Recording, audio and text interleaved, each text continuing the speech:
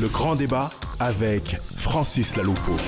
Bonsoir à toutes et à tous et bienvenue dans votre émission, bienvenue dans le grand débat. Le grand débat, une heure pour mieux comprendre les grands faits de l'actualité en France, en Afrique et dans le monde. L'émission est en direct jusqu'à 19h, heure de Paris.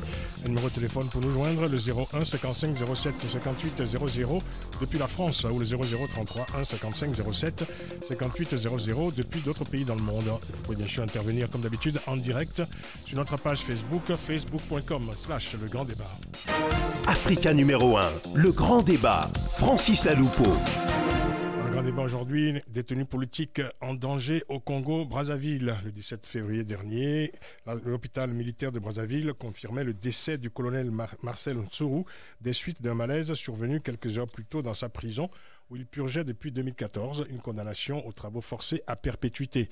Marcel Ntsuru, ancien secrétaire général adjoint du Conseil national de sécurité du Congo, ancien compagnon du président Denis Sassou Nguesso, était tombé en disgrâce avant d'être accusé et condamné en 2014 pour, je cite, rébellion, détention illégale d'armes de guerre et de munitions, assassinat, coups et blessures volontaires et association de malfaiteurs. Fin de citation. Il a été condamné par la chambre criminelle de la cour d'appel de Brazzaville. La mort du colonel Ntsuru ravive les craintes sur le sort de nombreux prisonniers politiques, adversaires du pouvoir, arrêtés et incarcérés dans le contexte des tensions liées à la modification de la Constitution ayant permis au président Denis Sassou Nguesso de se maintenir au pouvoir à l'issue d'une élection contestée en 2016. Le mois dernier, l'organisation Dynamique pour l'alternance démocratique, qui a publié la liste d'une trentaine de prisonniers politiques, dont certains portés disparus ou morts sous la torture, dénonçait, je cite, un nouveau goulag au cœur de l'Afrique centrale. Fin de citation. L'institution judiciaire est-elle devenue l'instrument de répression massive du pouvoir congolais? Réponse dans ce grand débat. Et l'émission est réalisée par Hélène Bizio. Africa numéro 1, le grand débat. Le grand débat, c'est également sur facebook.com/le grand débat. Bienvenue à nos amis sur Facebook. On va citer quelques-uns en tout cas. Draman Yakuza Ouattara, Sidney Das Atman Ungulu, Amadou Kerbasso, Noble Tsikazebi Lionel, Félix Elongo, Abdelkarim MHT Moussa, Christelle Mampouya Lilia, Destin Leba, Giscard Suluka Mwanda, John Elisha, MHT, c'est son nom. Merci d'avoir rejoint la communauté des co-débatteurs du Grand Débat sur facebook.com/le Grand Débat. Nos amicales salutations à tous ceux qui nous écoutent aux quatre coins du monde. Mention spéciale à ceux qui nous écoutent à Lubumbashi, à Dakar, à Cotonou, à Brazzaville, à Pointe-Noire, Douala, Edimbourg, Washington DC ou encore à Montréal. Et toujours et encore une pensée forte à nos amis du Burundi. Le grand débat, analyse, décryptage, coup de gueule, commentaires. Le grand débat sur Africa numéro 1. Le détenu politique en danger au Congo-Brazzaville. Après l'élection présidentielle contestée de mars 2016, un rapport d'Amnesty International indiquait déjà que, je cite, des opposants politiques ont été placés en détention pour avoir critiqué pacifiquement le déroulement du scrutin. Les forces de sécurité ont eu recours à une force excessive et parfois à la torture pour réfréner la dissidence. Fin de citation. Aujourd'hui, une trentaine de prisonniers politiques ou d'opinion sont identifiés au Congo. Une question donc au cœur de ce grand débat. L'institution judiciaire est-elle devenue l'instrument de répression massive du pouvoir congolais? Réponse avec nos invités. Avec nous ici en studio, Maître Norbert Tricot. Bonsoir Maître. Bonsoir. Merci d'être avec nous. Avocat de Jean-Marie Michel Mokoko. Jean-Michel Mokoko, ancien candidat à la présidentielle de 2016 au Congo, aujourd'hui en détention. Andrea Ngombe est avec nous. Bonsoir Andrea. Bonsoir Francis. Andrea Ngombe, coordinateur du mouvement Ça Suffit. Et je précise pour ceux qui nous écoutent un peu loin d'ici que Ça Suffit, c'est la contraction de Sassou, qui est le nom du président congolais, et de Suffit, quoi. Ça suffit, c'est ça. Voilà, ça suffit. Voilà, merci beaucoup. Et au téléphone avec nous depuis Brazzaville, Maître Jean-Philippe Esso, porte-parole désigné des avocats grévistes du barreau de Brazzaville. Maître Jean-Philippe Esso, bonsoir. Bonsoir. Merci d'être avec nous. Alors, André Ngombe, on va commencer avec nous. Alors, une trentaine de prisonniers, 38 ou 39 exactement, ont été actuellement identifiés. Parmi les plus connus, bien sûr, on peut citer Jean-Marie Michel Mokoko, Paulin Makaya, André Okombi Salissa, tous identifiés comme des adversaires du pouvoir. Alors, dans cette liste, évidemment, il y a ceux qui sont effectivement incarcérés, ceux qui sont en prison, et puis il y a ceux qui sont morts sous la torture, notamment Roland Gambou. On peut citer également ceux qui sont portés disparus disparus. C'est le cas de Patrice Legali, disparu depuis le 23 mars 2016. Porté disparu également Nicolas Kossoloba. Mort sous la torture, Swami Eric. Porté disparu, Dieudonné Ganglia depuis janvier 2017. Mort sous la torture, Moussavou Yema. Voilà, quelques-uns comme ça qu'on cite parmi, donc, dans cette liste d'une quarantaine de personnalités. Quelle est la situation juridique, Maître Tricot, de toutes ces personnes aujourd'hui, enfin celles qui sont en tout cas vivantes, celles qui sont identifiées, qui sont en prison? Est-ce que des instructions sont en cours? Est-ce que leur défense est garantie? Alors, malheureusement, leur défense n'est pas vraiment garantie, car une bonne partie des prisonniers politiques, et mon confrère Jean-Philippe Esso pourra le confirmer, font l'objet de détentions provisoires prolongées, illégales. Un certain nombre d'entre eux ont mis beaucoup de temps avant de comparaître devant un juge d'instruction. Ça a été le cas, on l'a cité, de l'ancien ministre et député André Onkombi Salissa, qui a été arrêté le 10 janvier et qui n'a pu comparaître devant un juge d'instruction que le 23 janvier. Et en plus, on n'avait même pas respecté son immunité parlementaire. Donc, on s'aperçoit que le code de procédure pénale n'est pas respecté. Et même pour des gens qui ne sont pas des détenus politiques, c'est le cas de notre confrère Maître Ludovic Essou, on les interpelle et on les arrête en pleine illégalité. On en parlait tout à l'heure, Maître Ludovic Essou, c'est l'un des avocats du colonel Marcel Nsourou, donc décédé le 17 février dernier, qui a été arrêté je dirais presque immédiatement après le décès constaté du colonel Nsourou, et qui est maintenu en garde à vue. Oui, c'est exact. Peut-être que notre confrère Maître Esso pourrait en parler. Puisque des avocats du barreau de Brazzaville, de Pointe-Noire, sont en grève actuellement pour protester contre cette arrestation, les conditions en tout cas de l'arrestation. Mais avant d'en parler, André Ngombe, est-ce qu'on peut dire sans détour aujourd'hui que la justice est devenue une arme de répression contre toute forme d'opposition au Congo-Brazzaville? Oui, mais avant de commencer, je voudrais déjà regretter le fait qu'on n'a pas de partie adverse pour parler. Écoutez, je le regrette avant vous d'ailleurs, puisque je précise que nous avons quand même, comme d'habitude d'ailleurs, pris contact avec des représentants du pouvoir congolais qui n'ont pas souhaité donc participer à l'émission. Il fallait que ce soit dit. Voilà. C'est fait. Et j'ai eu vent que M. Mungala refusait de débattre avec moi, et je profitais de cette occasion du micro ouvert pour condamner les attaques dont il fait l'objet sur les réseaux sociaux concernant justement... Vous parlez de qui? De ministre de la Communication. Oui, il reçoit des attaques concernant son albinisme souvent, et des frasques sexuelles qu'il a eu à avoir qui traînent sur l'Internet. Nous l'avons condamné pour lui montrer notre capacité d'être républicain. Nous avons toujours condamné ces attaques. Il n'est pas dans l'émission, donc on vaut mieux ne pas l'évoquer. Voilà. Donc, nous pouvons dire qu'en fait, la justice congolaise a toujours été un instrument du pouvoir. Elle est née comme ça, en fait. Dès les années 60, nous le voyons très bien, c'est le parti État et une justice qui sert en fait des intérêts politiques. Et elle est toujours comme ça parce que nous avons failli en 92, en tout cas collectivement en tant que nation, à juger les frasques du monopartisme et à en fait réformer l'appareil judiciaire. Donc c'est un appareil qu'on a hérité, il vient du parti unique, il est toujours le même, avec les mêmes hommes, des hommes clés comme M. Kenom, bâtonnier de Brazzaville, qui incapable de défendre... il est là pour défendre les avocats, mais incapable de les défendre, incapable de dire le droit. Et la procédure disait très bien qu'un avocat ne peut pas être retenu contre son gré sans la présence du bâtonnier. Incapable de lire cela, ils disent c'est pas grave, et cette légèreté caractérise en fait la justice congolaise. On va en parler tout à l'heure. Je me tourne vers Maître Jean-Philippe Esso,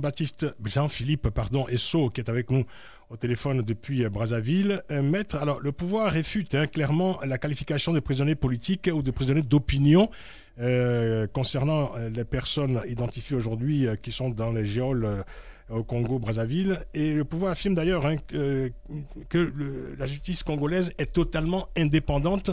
Est-ce que vous partagez cette appréciation des autorités de votre pays?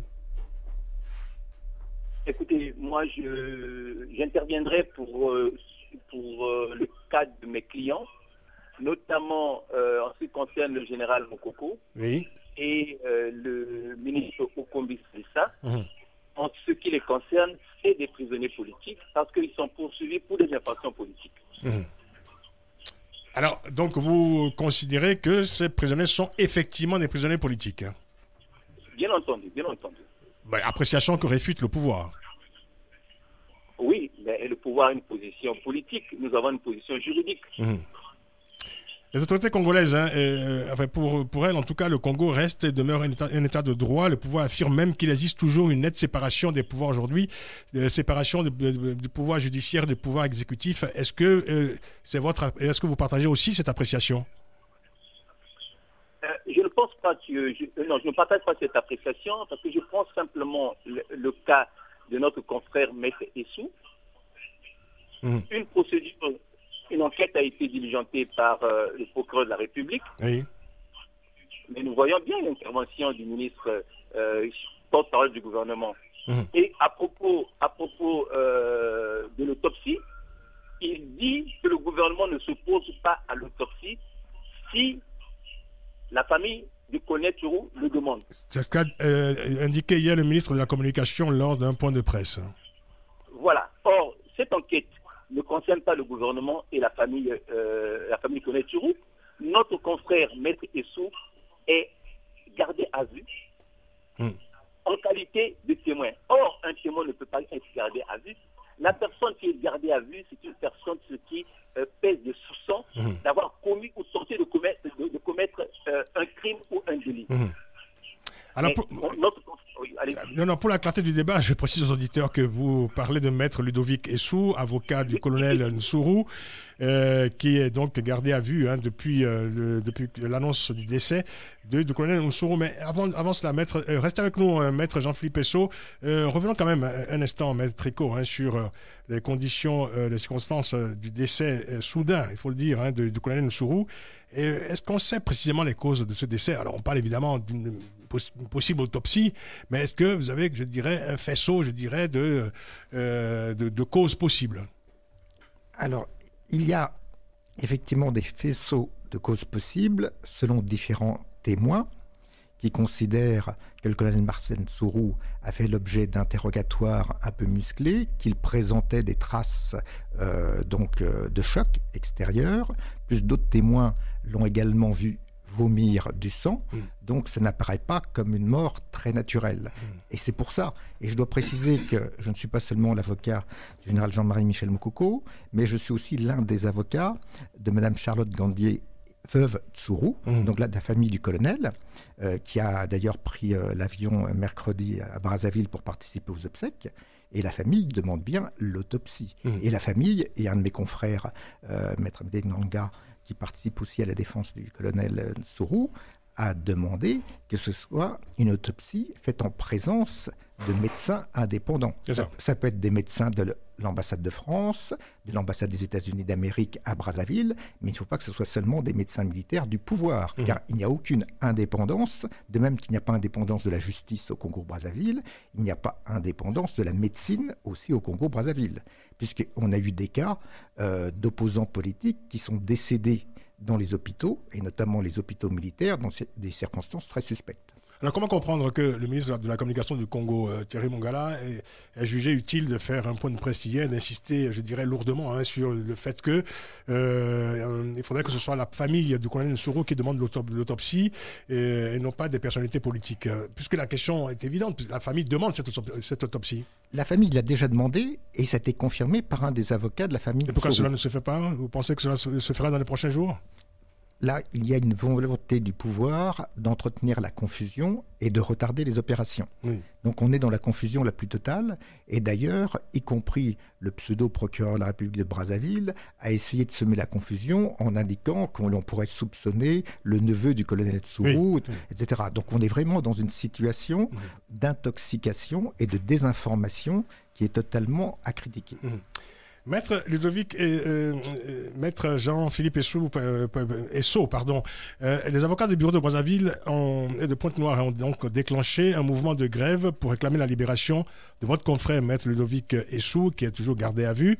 Alors grève de 3 jours pour les avocats de Brazzaville, grève illimitée pour ceux de Pointe-Noire.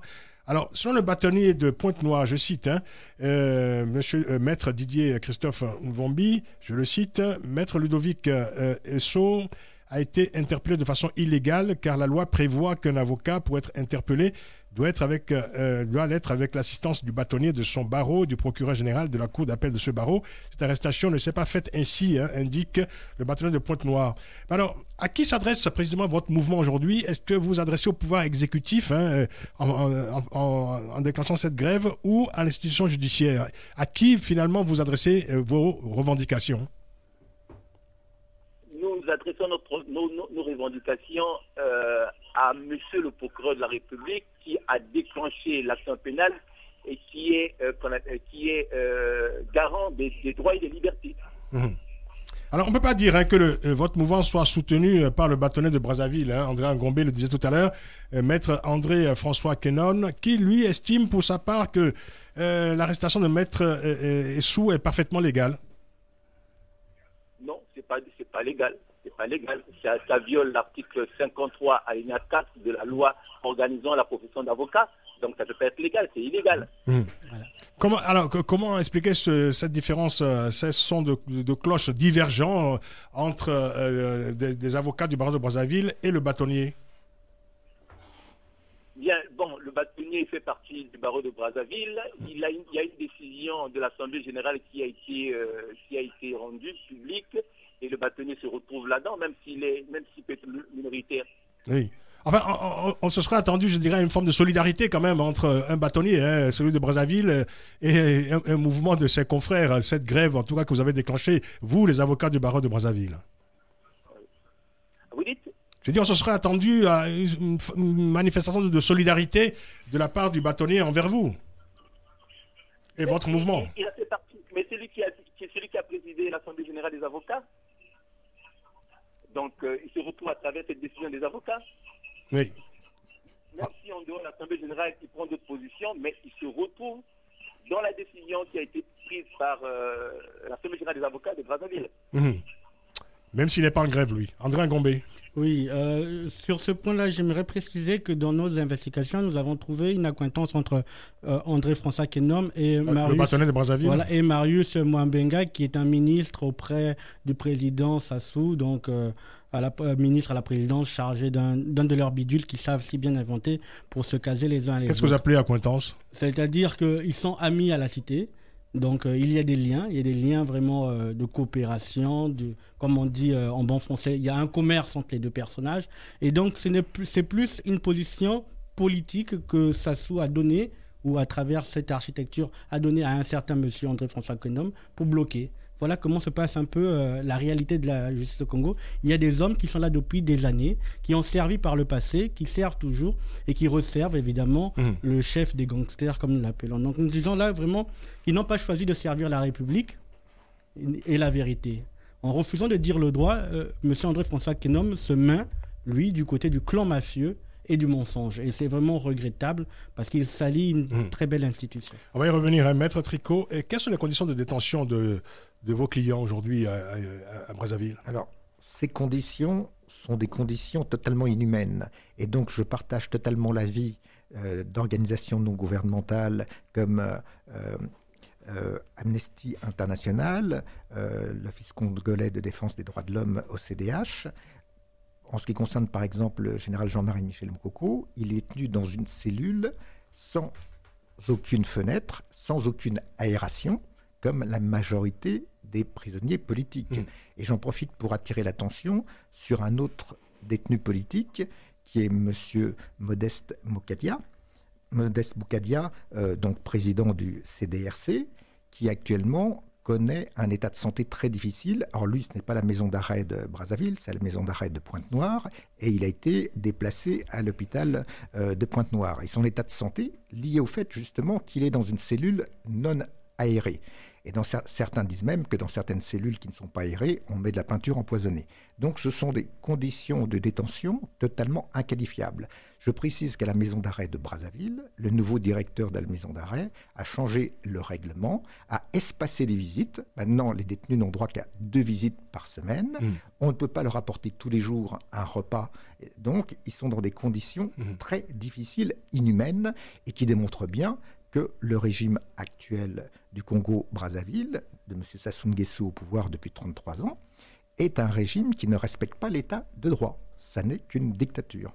Maître Iko, question intime. Est-ce que vos inquiétudes ont été amplifiées après l'annonce de la mort du colonel Nsuru? Alors, en partie oui, et en partie non.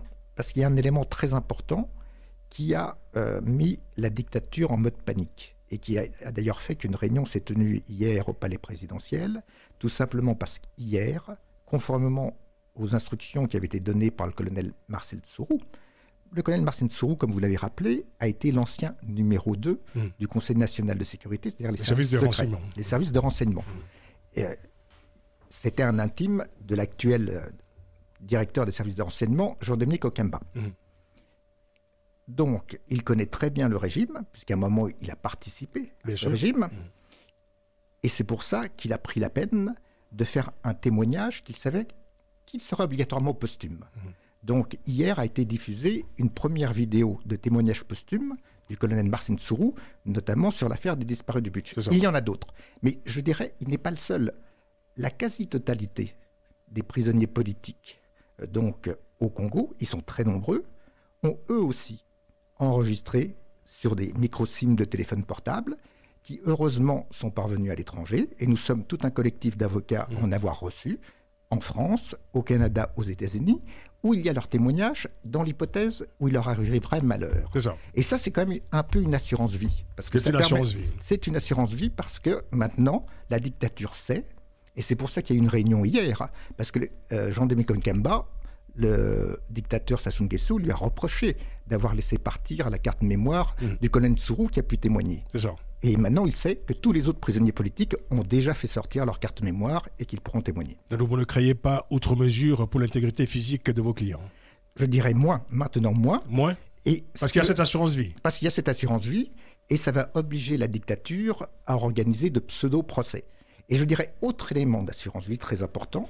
Je ne suis pas seulement l'avocat du général Jean-Marie Michel Mokoko, mais je suis aussi en France l'avocat d'une association qui s'appelle l'Association de solidarité aux victimes des guerres du Congo-Brazzaville.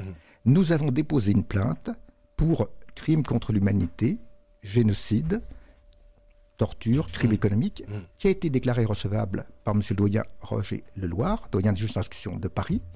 Et mon client, le général Jean-Marie Michel Mokoko, donc, a accepté de pouvoir témoigner devant un juge d'instruction français. Donc, c'est-à-dire que nous demandons une commission rogatoire internationale pour qu'un juge d'instruction français aille à la maison d'arrêt de Brazzaville entendre les principaux prisonniers politiques.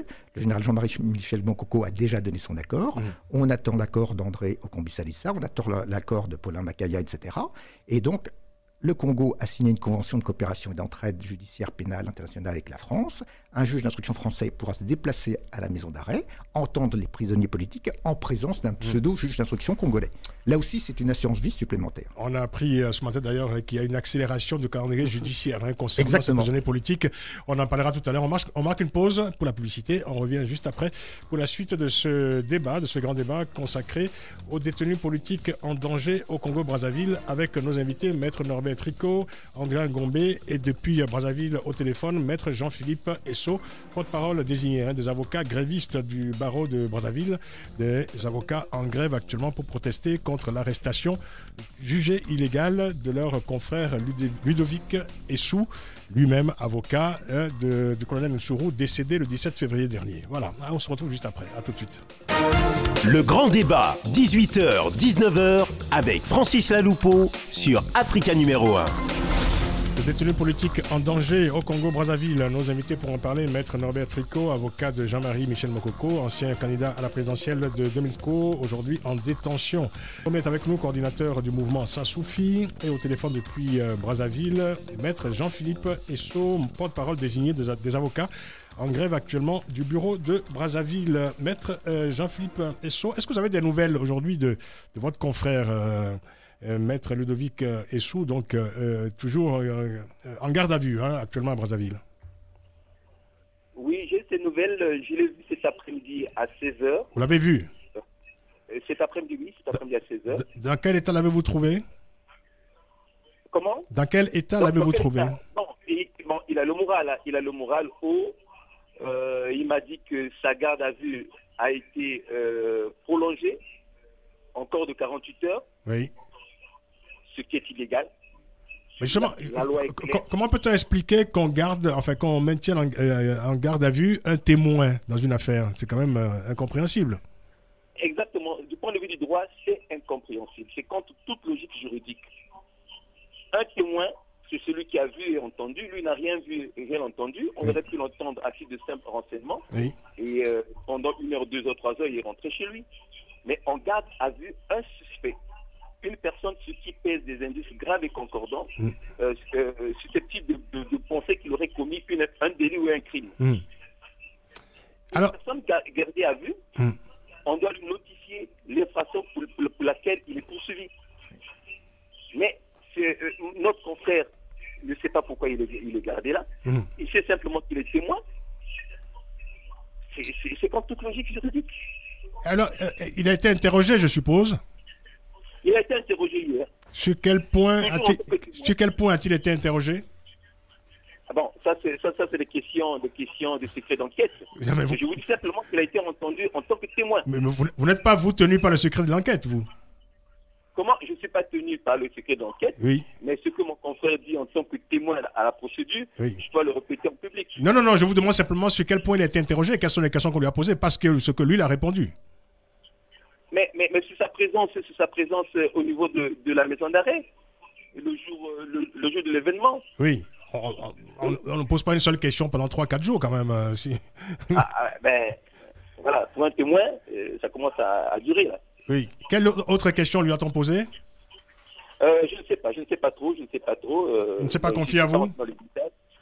Non, mais c'est pas confié à moi. On a parlé superficiellement de la prolongation de sa garde à vue. Oui. On n'est pas rentré dans les détails. Oui. Restez avec nous, maître Jean-Philippe Esso. André Ngombé, voilà. Finalement, comment c'est arrivé quand même? Parce qu'on a assisté à cette judiciarisation progressive de la vie politique au Congo-Brazzaville. Quelles peuvent en être les conséquences? Parce que, tous ces prisonniers politiques, c'est vrai que depuis le retour de Denis Sassou Nguesso au pouvoir au Congo-Brazzaville, on n'a jamais assisté, je dirais, à une telle massification, je dirais, d'actions judiciaires musclées contre des opposants. Oui, c'est la difficulté pour la dictature d'aujourd'hui de fonctionner comme elle fonctionnait avant, par l'assassinat crapuleux direct. La lumière que nous avons réussi à mettre sur le Congo-Brazzaville, donc la réélection illégale de M. Sassou, sur le changement illégal de la Constitution, toute cette lumière fait qu'ils sont obligés d'essayer de maquiller. Et donc la justice leur sert en fait de paravent pour des actes crapuleux qui sont la torture et les détentions illégales. Au Congo, un cercle... Est-ce qu'il n'y a pas une forme de punition aussi? Parce qu'on a l'impression finalement que ceux qui ont été arrêtés après le référendum et l'élection contestée auraient commis une sorte de crime de lèse-majesté, du fait d'avoir contesté évidemment cette élection, de n'avoir pas reconnu la victoire contestée justement du président Denis Sassou Nguesso. J'y arrive. Nous disons maintenant au Congo, il y a un cercle de réflexion pour la nation congolaise qui existe, présidé par M. Joseph Bongo, qui dit « La liberté devient l'exception et la détention la règle ». Et il s'appuie en disant qu'il y a une violation flagrante de l'article 121 qui dit que la détention provisoire ne peut pas durer plus de 4 mois. Et si elle est prorogée une fois de 2 mois. Donc pour l'ensemble des prisonniers que nous avons listés, nous sommes au-delà et en dehors de toute procédure légale. Donc normalement, la trentaine de personnes que nous avons présentées dans la liste devraient être libérées. Et ça va encore plus loin. Monsieur Chris Dongui, qui est un jeune activiste, qui était allé le jour où on levait l'immunité de Monsieur Okomi Salissa, il a juste filmé dans la salle, il s'est fait attraper, il est actuellement depuis début janvier en prison pour avoir filmé, pour avoir simplement filmé. A-t-il filmé à un moment où on donnait des bacs chiches aux députés pour voter dans le bon sens? Nous ne le savons pas, mais voilà comment fonctionne le Congo. Pour n'importe quelle raison, on vous prend, on vous enlève et après on dit, vous avez des armes chez vous, ou vous avez troublé l'ordre public. Parce que ce sont les mêmes chefs d'occupation qui sont évoqués à chaque fois. Mais la seule personne qui trouble l'ordre public au Congo, c'est Monsieur Denis Sassou Nguesso et famille. Vous avez évoqué il y a quelques instants André Ngombé, cet activiste Chris Dongui, inculpé donc pour tentative d'usurpation d'informations et troubles à l'ordre public pour avoir simplement filmé. Filmer une séance publique. C'est ça. Retransmis par la télévision nationale. Donc les images sont disponibles par tout le monde. Maître Rico, alors selon Jeune Afrique, Jeune Afrique bien informé sur le Congo-Brazzaville, dans un article publié aujourd'hui même sur son site, indique que le calendrier, je cite, le calendrier judiciaire va s'accélérer au Congo au cours des 10 prochains mois, d'ici à juin, juste après la réunion du Conseil supérieur de la magistrature, s'ouvriront les sessions criminelles des cours d'appel de Brazzaville et de Pointe-Noire. Première affaire jugée, celle impliquant Frédéric Bitsamou, alias Paston Toumi. C'est le leader des rebelles ninja du Pool, toujours recherché. Et ses co-accusés détenus à la prison centrale de Brazzaville. Alors suivront les procès intentés par l'État contre les candidats à l'élection présidentielle de 2016. Jean-Marie Michel Mokoko, votre client, et André Okombi Salissa, emprisonnés au même endroit. Fin de citation. Alors comment vous interprétez cette accélération du calendrier judiciaire? L'accélération du calendrier judiciaire est liée au fait que le pouvoir, comme je l'indiquais précédemment, est en mode panique, car il est conscient du fait qu'il a perdu la bataille de la communication au niveau de la communauté internationale. Le meilleur exemple en a été l'échec du perdant des élections anticipées du 20 mars 2016, le général Denis Sassou Nguesso, dont les élections n'ont pas été reconnues comme crédibles par la communauté internationale, qui a tenté vainement de se déplacer aux États-Unis d'Amérique et de rencontrer le président Trump.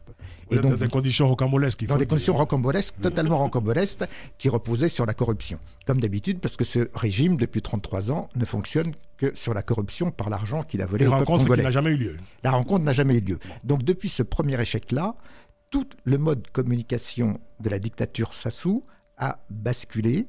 Et là, effectivement, nous sommes en mode panique et fin de règne. Donc il y a une volonté de se sortir cette épine du pied, qui est plus qu'une épine. Fin de règne ou durcissement accru du pouvoir? Alors, c'est un durcissement accru du pouvoir, parce qu'il y a d'ailleurs une lutte interne du pouvoir. Il y a une lutte interne du pouvoir, et on va se retrouver dans une situation qui était un peu celle de 1977, où le chef des services secrets de l'époque, qui était un officier s'appelant Denis Sassou Nguesso, a pu participer à l'assassinat du président Mariane Gouabi.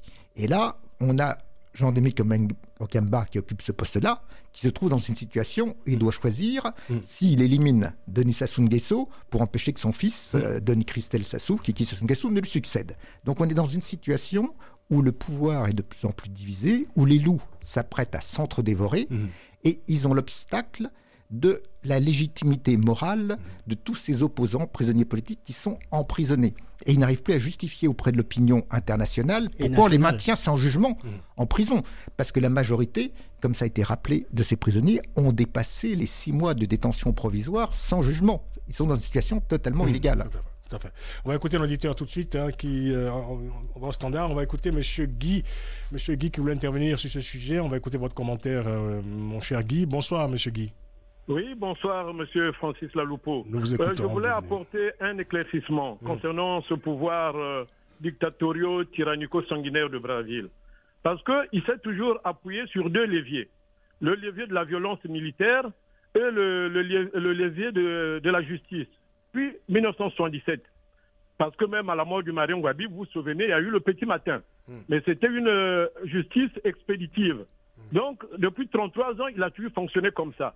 Pour les Congolais qui n'arrivent pas à tuer militairement, il les tue par ces juridictions qui ne sont pas une vraiment. Oui. Et cela, depuis 33 ans que ça dure.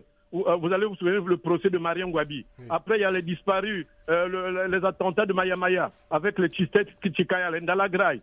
Tous les Congolais sont passés par ces procédures. Mais nous n'allons pas continuer à observer un monsieur qui nous malmène, qui nous tue, et militairement, et par la justice, et nous affame. Mais nous devrons quand même prendre nos responsabilités. Raison pour laquelle nous en appelons à un sursaut national. Parce que nous sommes comme tétanisés devant cette situation. Parce que ça n'existe aucune dictature au monde au XXIe siècle. Une prison à ciel ouvert. On tue à ciel ouvert. Mais quand même, la communauté internationale dit que circuler, il n'y a rien à voir avec toutes ces choses-là. Vous voyez comment un colonel peut être tué en prison et on accuse son petit frère Mbani Franck et bientôt c'est d'autres, un avocat qui n'a rien à voir. Vous voyez dans quelles conditions il a été détenu, Monsieur Francis Laloupo. Merci.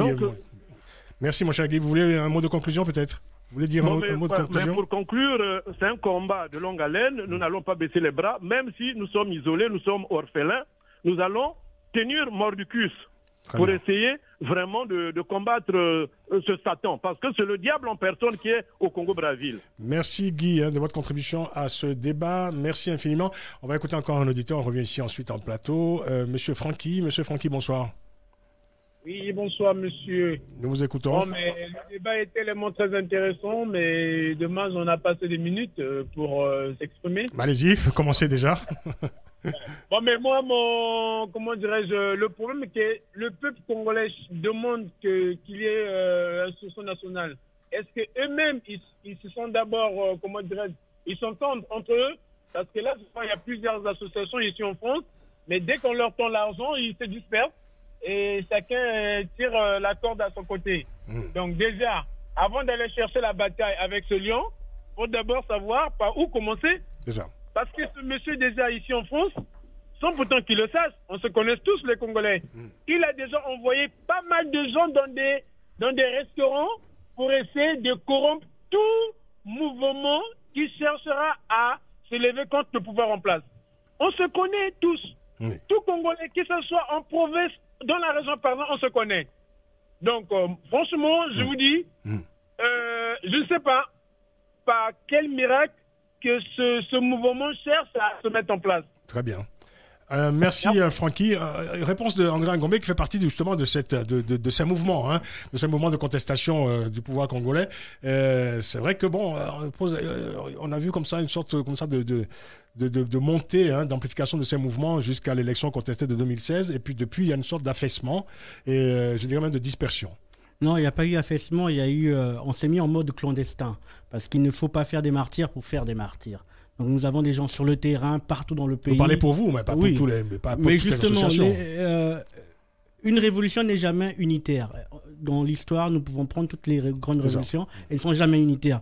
Mais il faut savoir qu'il y a des gens qui travaillent concrètement sur le terrain et il ne faut pas négliger la prise de position des avocats du barreau de Brazzaville et de Pointe-Noire. C'est historique. C'est proprement historique. Jamais de mémoire de Congolais, un mouvement qui n'a pas de base ethnique, qui vient de la société civile, on peut le dire, parce que les avocats sont des libéraux, se décident de faire une revendication de catégorie. C'est pour leur profession et la défense de leur profession. Et en cela, les propos de Maître Philippe Esso sont très forts. Ils ont bien dit dans leur conférence de presse, si ça peut arriver à M. Essou, un jour, ça arrivera à un autre avocat. Donc, c'est pour mettre fin à l'arbitraire que ces avocats, ces robes noires, nous montrent la voie. Donc, soyons capables de leur donner la force nécessaire pour tenir en grève illimitée jusqu'à ce que le confrère soit libéré et par-delà cela que les vrais coupables et les vrais responsables soient traduits devant une vraie justice, à savoir une justice d'un Congo libéré. Mouvement de grève des avocats historiques, dites-vous, André Ngombe. On va marquer une pause. Justement, on posera la question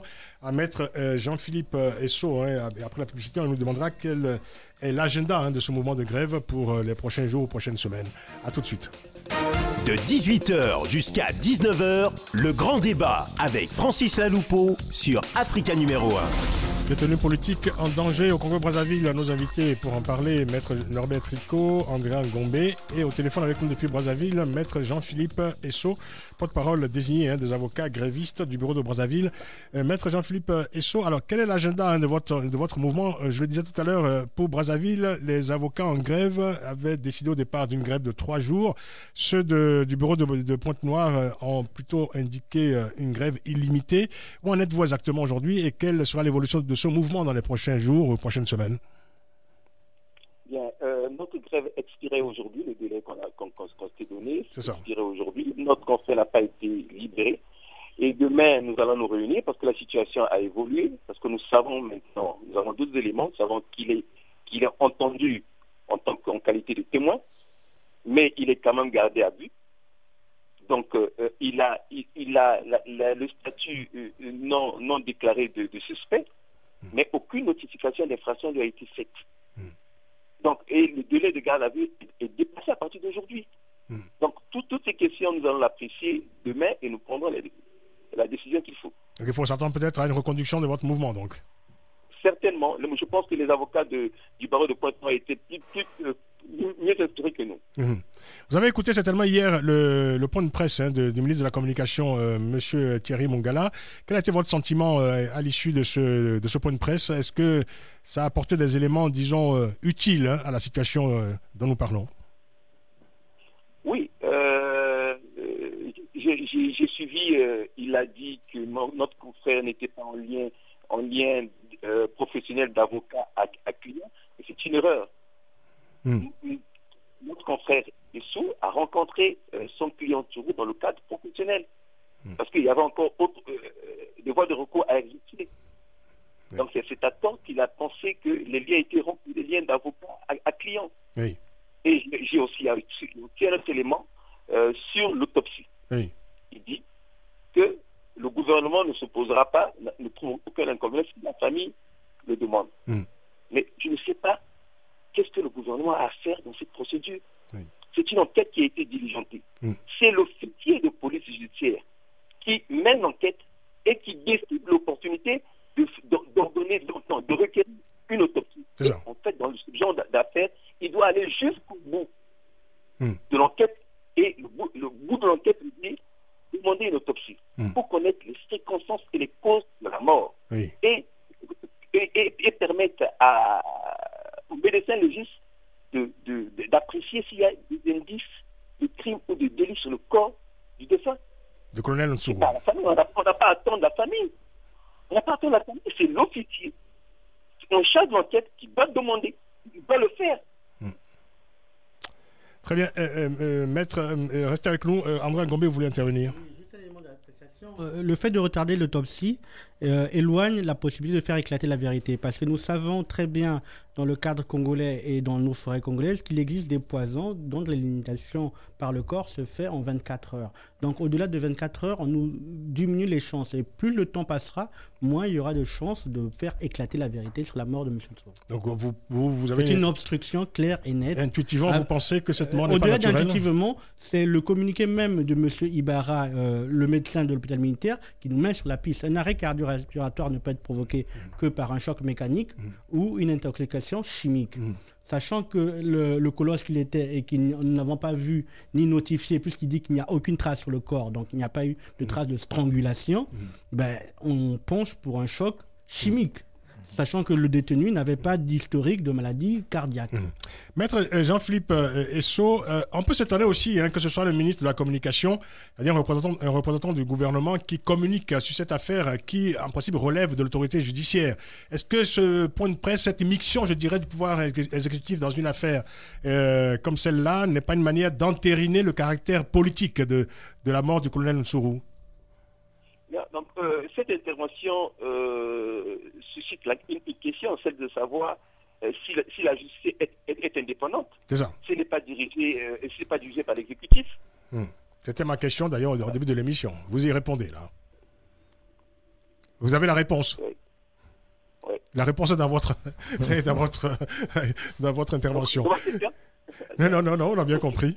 On va vous libérer, Maître Jean-Philippe Esso. Bon courage en tout cas à vous. Oui, allez-y. J'aimerais quand même intervenir sur un point qui a été soulevé sur les conditions de détention des détenus. Très bien. Je voulais quand même faire une intervention sur deux détenus. Notamment, premièrement, le général Mokoko. Le général Mokoko est enfermé 24 heures sur 24 heures. Il n'a pas accès à la cour. Donc, sa porte s'ouvre seulement quand ses avocats viennent lui rendre visite ou quand sa famille lui apporte à manger. C'est ça. En ce qui concerne notre client Okombi Salissa, il a fait l'objet d'un mandat de dépôt. C'est du dernier juge d'instruction. Le mandat de dépôt, c'est un ordre que le juge donne au directeur de la maison d'arrêt de recevoir un inculpé. Mais malheureusement, le procureur de la République a pris des réquisitions qui étaient publiées à la presse, demandant le transfèrement de Kombi Salissa à la direction générale de la surveillance du territoire, qui n'est pas un centre de détention. Et là, quand les avocats ne sont pas acceptés, ils sont difficilement acceptés. Quand on les reçoit, c'est pour 10 minutes. Et lui aussi, il est enfermé 24 heures sur 24. Donc, lui ne reçoit la visite qu'il ne voit que la lumière du soleil, du jour plutôt, que quand il reçoit la visite de sa famille, ou les 10 minutes des avocats. Et aux dernières nouvelles, ils ont décidé de ne plus recevoir les avocats un par un, de recevoir les avocats, le collectif des avocats, et ils ont contesté même l'ordre de remettre en cause l'ordre de visite du juge d'instruction. Ils demandent au juge de changer l'ordre de visite en précisant l'heure et le jour. Ça complique l'organisation de sa défense. Merci de toutes ces informations. Oui, ça pose un problème même des conditions de détention. Et ça peut facilement altérer leur santé mentale et psychique. On entend bien. Voilà. Merci de tous ces éclairages, Maître Jean-Philippe Esso. Restez avec nous, vous allez peut-être entendre, restez jusqu'au bout, comme ça vous entendrez la réaction de Maître Norbert Tricot. Voilà des nouvelles très avancées sur votre client, Maître le général Mokoko, et aussi Monsieur Okombi Salissa, tous deux, il faut le rappeler, adversaires du pouvoir lors de la dernière élection présidentielle. Oui, anciens candidats à l'élection présidentielle. Et c'est parce que ce sont d'anciens candidats à l'élection présidentielle, parce qu'ils ont refusé de reconnaître le coup de force réalisé par M. Denis Sassou Nguesso. Coup de force qui, je le rappelle, s'est d'abord traduit après qu'il y a eu la fraude électorale avec coupure de l'Internet. Ensuite, on annonce plusieurs jours après, en pleine nuit, des résultats qui sont complètement faux. Et ensuite, on organise le 4 avril de pseudo-attaques où ce sont des milices Cobra menées par le député Idver Moigny qui attaquent les quartiers sud de Brazzaville pendant que la Cour constitutionnelle se réunit sous la menace des armes pour valider de faux résultats. Et je rappelle qu'à partir du 4 avril 2016, le général Jean-Marie Michel Mokoko a été illégalement assigné à résidence, encerclé à son domicile. Et les seules visites qu'il recevait, c'était des représentants de la dictature qui lui demandaient de reconnaître la victoire de celui qui avait perdu les élections, le général Denis Sassou Nguesso. Il en est de même pour André Okombi Salissa. Donc on emprisonne des responsables politiques parce qu'ils refusent d'accepter le coup de force du général Denis Sassou Nguesso. Eux, ils ne réclament que le respect de la vérité des urnes. Je rappelle que le général Jean-Michel Mokoko avait donné comme mot d'ordre « respect de la vérité des urnes, on recompte les voix et désobéissance civile ». Mot d'ordre qui a d'ailleurs été repris au Gabon. Nous en avons parlé ici, bien sûr. Une dernière question, Maître Tricot. Donc, tout à l'heure, on évoquait l'accélération du calendrier judiciaire. Comment pourrait évoluer le sort judiciaire de vos clients, en tout cas de tous ces détenus? Parce qu'on se souvient, le colonel Nsoro avait été condamné aux travaux forcés à perpétuité. Est-ce que vous craignez que vos clients, et d'autres détenus d'ailleurs politiques aujourd'hui, subissent la même sentence à l'issue de cette procédure judiciaire, ce processus judiciaire qui va s'engager dans quelques temps? C'est malheureusement fort probable. Les dossiers sont vides, il n'y a aucune charge. Et en ce qui concerne justement, et mon confrère Jean-Philippe Esso pourra le confirmer, il se trouve que tant pour Jean-Marie Michel Mokoko qu'André Okombi Salissa, le pouvoir s'est totalement décrédibilisé, car on a promené les mêmes armes pour dire elles sont détenues par Jean-Marie Michel Mokoko, et les mêmes armes, et les avocats les ont photographiées, sont détenues par André Okombi Salissa. Et en plus, ils avaient oublié en ce qui concerne Jean-Marie Michel Mokoko que dès le 4 mars 2016, le jour d'ouverture de la campagne électorale, le jour de l'anniversaire de l'explosion de Mpila, il y avait déjà eu une première perquisition au domicile du général Jean-Marie Michel Mokoko où on n'avait trouvé aucune arme. Donc tout ça, on a un dossier d'accusation qui est totalement vide. Et c'est pour ça d'ailleurs que tous ces détenus politiques auraient déjà dû être mis en liberté dans l'attente de leur procès. Et donc, vous avez raison, nous pensons qu'il y aura un pseudo-procès comme d'habitude et qu'ils seront au minimum condamnés à la prison à perpétuité. Autrement dit, André Ngombe, ce sera le mot de la fin. Oui. Le sort de ces détenus est fortement lié à la durée, je dirais, du règne de l'actuel pouvoir. Oui, ils sont sur la fin, mais je voudrais terminer en précisant que l'OCDH révélait que la torture est systématique dans les prisons congolaises. L'emprisonnement des mineurs est effectué, notamment un mineur de 13 ans qui fait l'objet d'une détention depuis 4 mois parce que son père serait un proche. À quel motif? Son père est proche de Toumi. Simplement parce qu'ils sont proches de Toumi. Monsieur Brice Bon, substitut du procureur de Pointe-Noire, vient d'emprisonner hier une femme et son nourrisson de 12 mois. Et le viol des détenues femmes est systématique dans le quartier des femmes de la maison d'arrêt de Brazzaville. Donc nous avons vraiment un faisceau concordant de dire ce pays est sous une dictature et une occupation féroce. Nous souhaitons vraiment du courage aux avocats congolais et nous invitons toute la population à se joindre à eux pour faire triompher le droit et la liberté dans ce pays. Donc vous confirmez cette qualification de ce mouvement dynamique pour l'alternance démocratique qui indiquait que le Congo était devenu un nouveau goulag au cœur de l'Afrique centrale. Exactement, un laogai plus qu'un goulag. Ah oui. Merci en tout cas, merci à vous. Je remercie beaucoup Maître Jean-Philippe Esso qui était avec nous au téléphone depuis Brazzaville, porte-parole désigné des avocats en grève actuellement, avocat du barreau de Brazzaville. Je précise donc que cette grève se termine aujourd'hui et pourrait être reconduite donc dès demain. Ceux du barreau de Pointe-Noire sont en grève illimitée pour protester donc contre l'arrestation et la détention illégale de Maître Ludovic Essou. Maître Norbert Tréco, merci d'être venu. Merci infiniment. Merci à vous, André Ngombé. Merci Francis. Merci beaucoup. On arrive à la fin de cette émission. Je remercie toute l'équipe du Grand Débat. L'émission a été réalisée par Hélène Bizio. Vous pouvez la réécouter dès ce soir grâce à Salah Eddine Gakou sur notre site, en podcast bien sûr, sur notre site africa1.com à la rubrique Le Grand Débat. Bonne soirée à toutes et à tous à l'écoute d'Africa numéro 1 de préférence. Et n'oubliez pas, prenez grand soin de la beauté des choses. Encore et encore. Le Grand Débat sur Africa numéro 1. Le Grand Débat. Au clair de la lune, mon ami Zongo refusa de bâillonner sa plume au Burkina Faso. Et Zongo est mort, brûlé par le feu. Que justice soit faite pour l'amour de Dieu.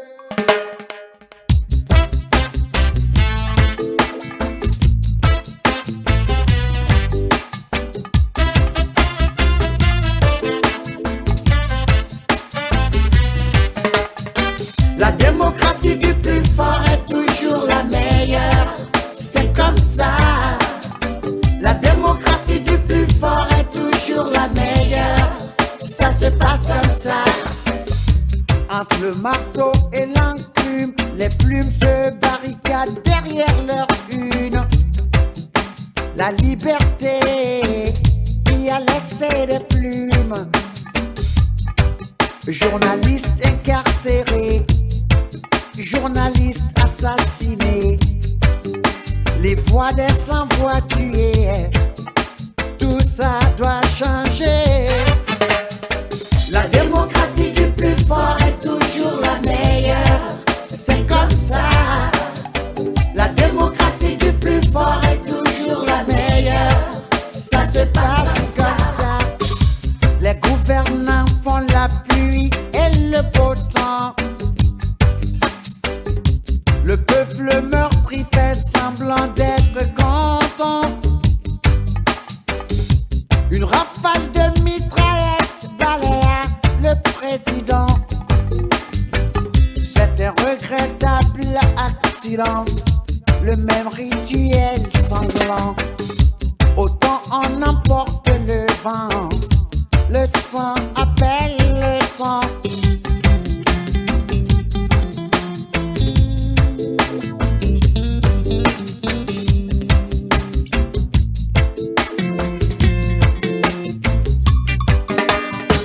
Certains chefs d'État se prennent pour des rois télés, plus royalistes que le roi. Ils ont la boulimie du pouvoir, et ça, il faut le savoir. Et ça, il vaut mieux savoir. Et ça, il faut le savoir. La démocratie du plus fort est toujours la meilleure. C'est comme ça. La démocratie du plus fort est toujours la meilleure. Ça se passe toujours comme ça.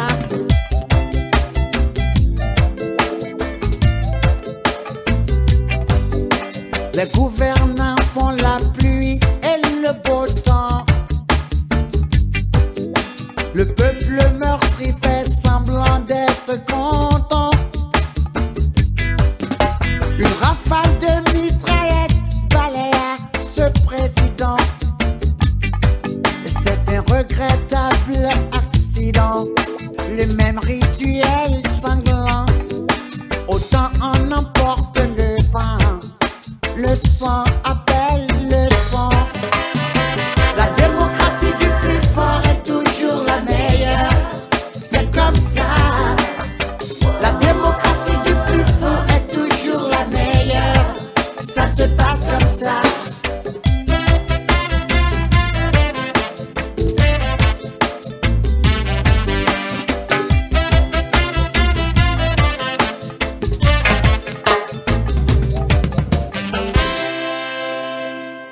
clair de la lune, mon ami Zongo.